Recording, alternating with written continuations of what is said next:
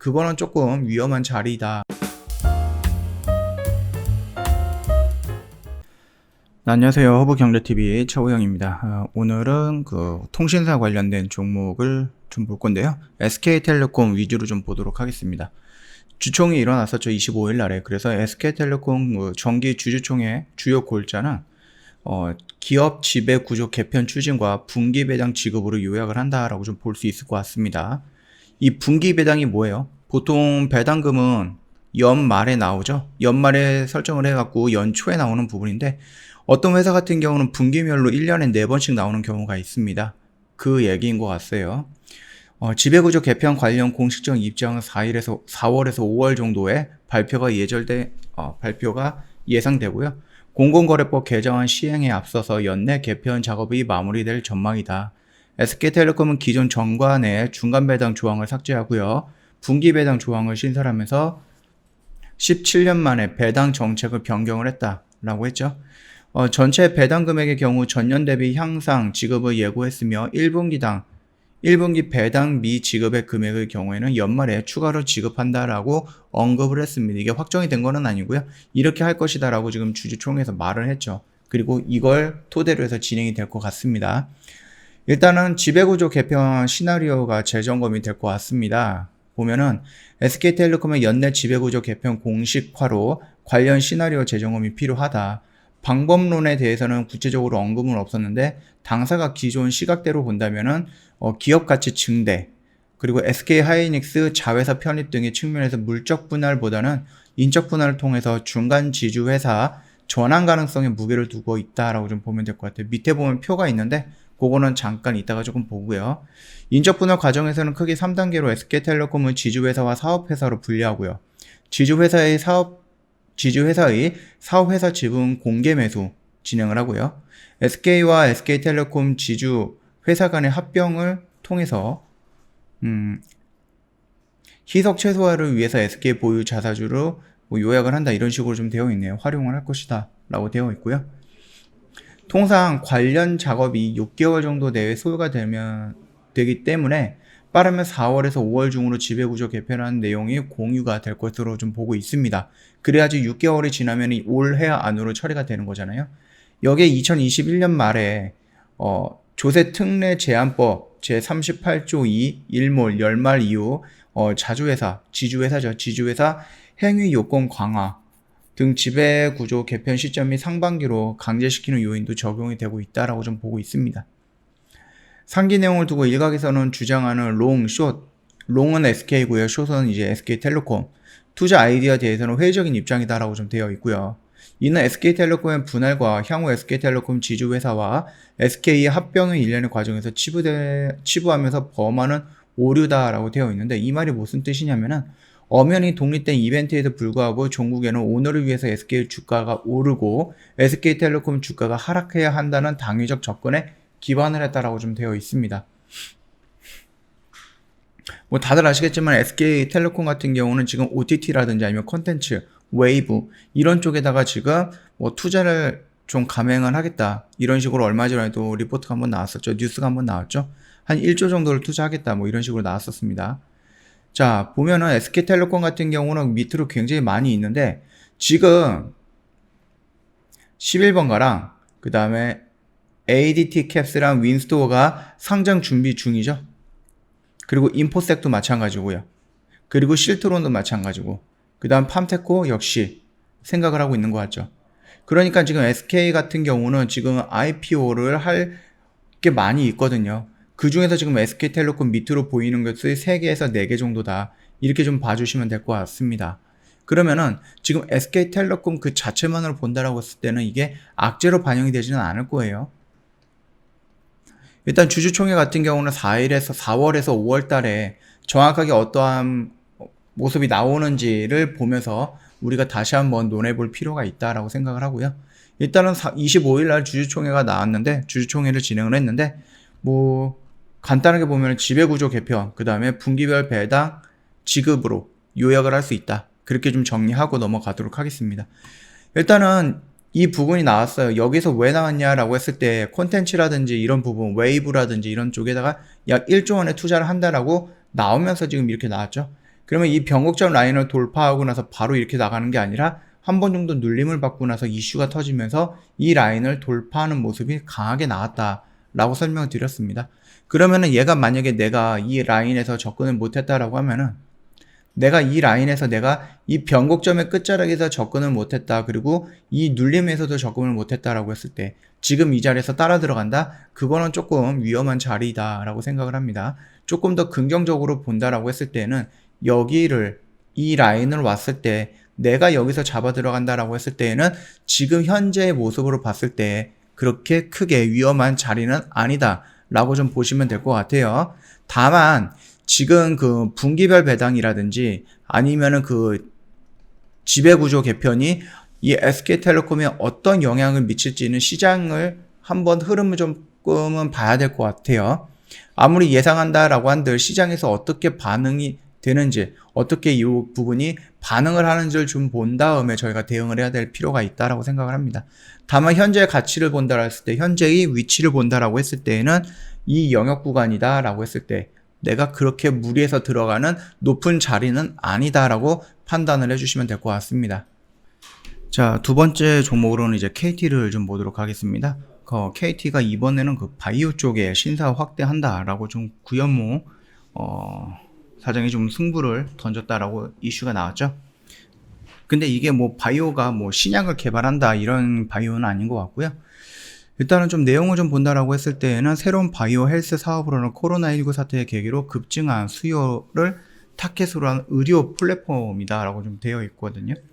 이게 뭐냐면 이제 빅데이터를 활용해서 코로나19를 포함한 전염병을 경고하고 탐지 시스템, 경고하는 이제 탐지 시스템 또는 첨단 사물 인터넷 기술로 코로나19 백신 유통과 보관을 지원하는 솔루션 등이 대표적이다라고 되어 있습니다. 뿐만 아니라 AI, 기가진을 연계해서 헬스케어, 바이오 정보 사업, 그 다음에 뭐 환자와 의료진 간의 비대면 협업 진료를 위한 플랫폼 구축 등도 후보군으로 지금 거론이 되고 있다라는 거예요. 일단 미디어 콘텐츠 로봇, 바이오 헬스 등 향후 미래를 결정할 고성장 신사업에 도전할 계획이다라고 좀 발표했고요. KT는 유무선 통신 매출 비중을 2016년도에 66%에서 지난 2020년도에 50%로 낮아진 반면에 IT 미래사업 등 성장 이익의 매출 비중이 50%까지 끌어올렸다. 이렇게 좀 되어 있습니다. 이 바이오 쪽으로 진입한다라는 게 말 그대로 공장을 만들고 뭐 연구소를 만들어 갖고 이런 것들을 만들어서 신약을 만들고 개발을 하고 아니면 뭐 합성약을 만들어서 개발을 하고 이런 식으로 가는 게 아니고요.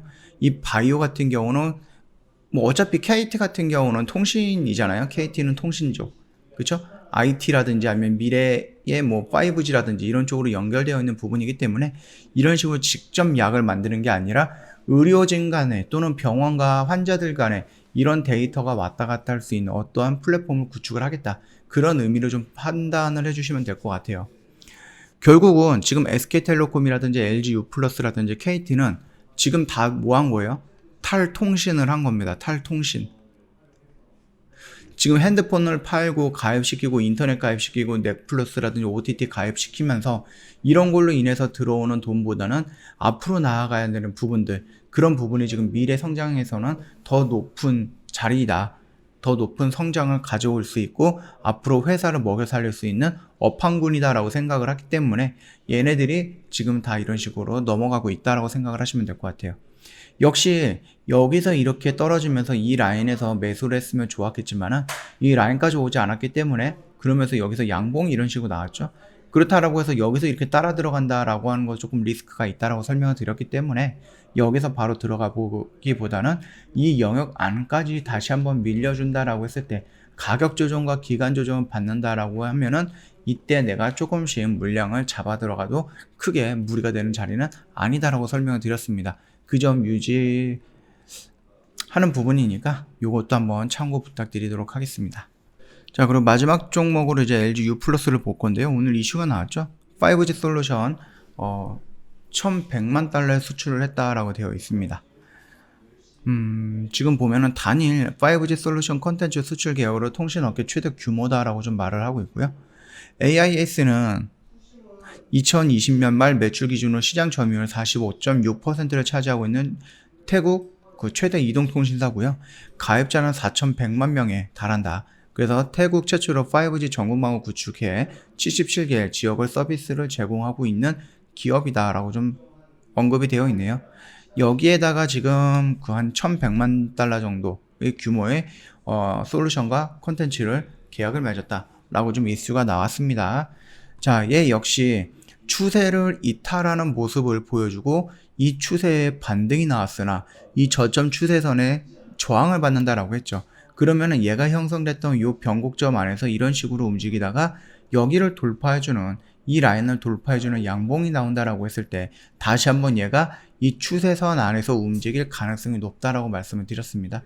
요 정도만 좀 참고해 보시면 될 것 같고, 여기에서 바로 돌파가 나오기보다는 이 변곡점, 그 다음에 이 전 고점들, 여기에 지금 저항을 받을 거기 때문에 한 번 정도 더 눌렸을 때, 그리고 생각보다 조금 더 많이 눌린다라고 하면은 이 라인까지 올 거니까는 이 안에서부터는 내가 조금 더 자연스럽게 매수가 해도 되지 않을까라고 생각하는 그런 영역대다라고 생각을 하시면 될 것 같습니다. 이 관점은 아직까지 따로 변하지 않았기 때문에 참고하시면 되겠고요. 만약에 얘가 양봉이 나오면서 이런 식으로 올라간다라고 하면은 이 매수 구간은 다시 한번 조금 더 상향 조정이 될 가능성이 있다. 그 정도까지만 좀 열어보시면 될 것 같습니다. 자, 오늘 영상은 여기서 짤막하게 마치도록 하겠습니다. 영상 도움이 됐다 구독과 좋아요 한번 부탁드리겠습니다. 저희 허브 경제TV 홈페이지에 놀러 오시면 카톡으로 친구 추가하는 방법이 있거든요. HBTV1004 입력을 하신 다음에 저희 친구 추가라고 버튼이 나오면은 친구 추가 클릭을 해주시고 참여라고 메시지 보내주시면 상담 진행이 될 거예요. 공지사항 내용을 보신다라고 했을 때 여기 보시면 4층 채널 주의 안내가 있잖아요.